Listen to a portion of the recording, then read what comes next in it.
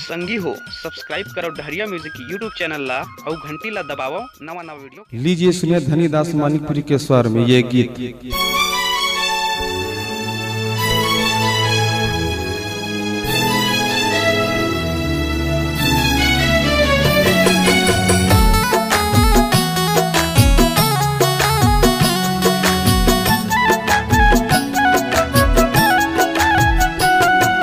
चबले तोला देखे और बेली के बाजार माँ, चबले तोला देखे और बेली के बाजार माँ। मोरे मन कैसे नहीं माने रानी, मोरे मन कैसे नहीं माने रानी।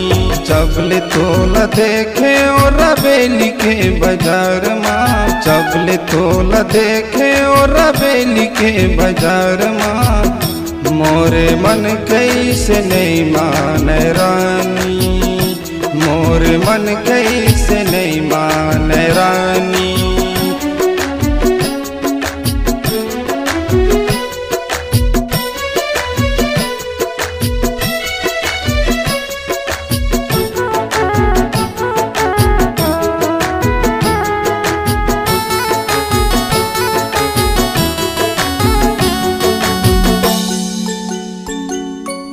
तुर चेहरा माँ का जादू हवे रानी, तोला मैं कैसे भुलावा वो रानी, तोला मैं कैसे भुलावा।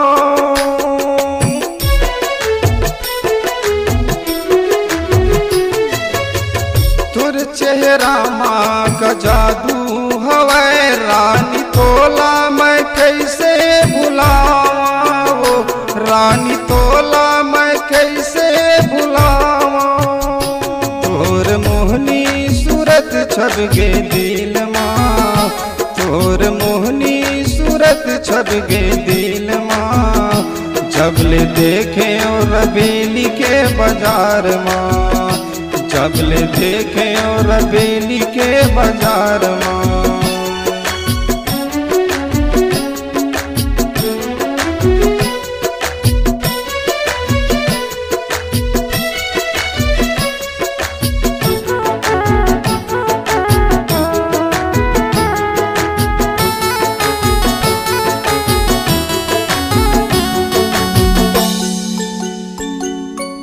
करी कजरेली तोर नैनामा, नींद आव नहीं लेगे मोर चैना वो, नींद आव नहीं लेगे मोर चैना।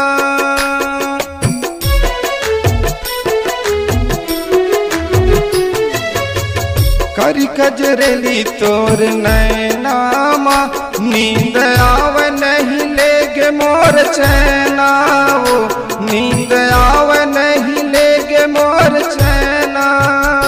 मोला माया हो गे रानी तोर गोठ माँ, मोला माया हो गे रानी तोर गोठ माँ। जबले देखे और बेली के बाजार माँ, जबले देखे और बेली के बाजार माँ। चबले तोला देखे और बेली के बाजार माँ, चबले तोला देखे और बेली के बाजार माँ।